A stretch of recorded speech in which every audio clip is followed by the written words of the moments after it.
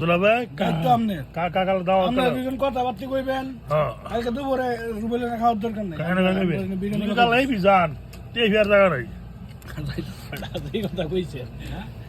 কালকে রুবেলের না যাওয়ার দরকার নেই। আমরা বিরিয়ানি বাগাইছি, আমরা লোক বইরা দুপুরবেলা খাইবে। কয়টা আছে?